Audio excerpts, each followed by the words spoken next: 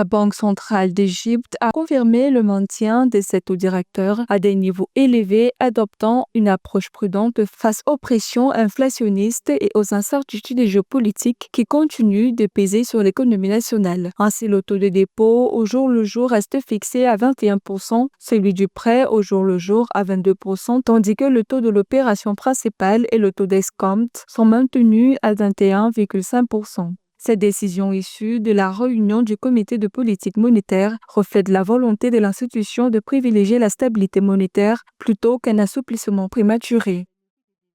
La situation macroéconomique égyptienne est assez tendue. Il y a environ 3 ans, après les répercussions de la crise russo-ukrainienne, l'inflation importée avait atteint un pic de 39% dans l'économie égyptienne, ce qui était une situation inédite.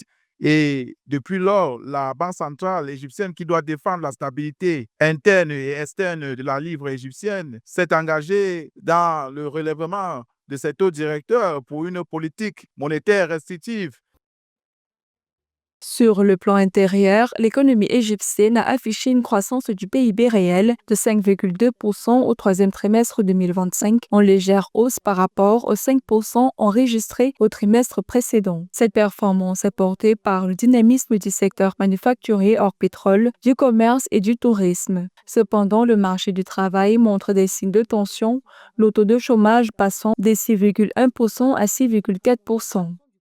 Cependant, il ne faut pas décourager l'investissement privé, puisque la facture d'importation des produits alimentaires et des produits intermédiaires en Égypte a beaucoup augmenté, ce qui nécessite la relance du secteur agricole et de l'agro-industrie. D'ailleurs, en octobre 2025, l'inflation a atteint 12,5% sur un an contre 11,7% en septembre, avec une inflation sous-jacente à 12,1%. La Banque centrale attribue cette hausse à la progression des prix des services et des biens non alimentaires, un phénomène qui complique la trajectoire de désinflation. Pour le reste du quatrième trimestre 2025, l'institution prévoit d'ailleurs une légère remontée de l'inflation en lien avec les ajustements des prix de l'énergie avant un ralentissement progressif attendu au second semestre 2026.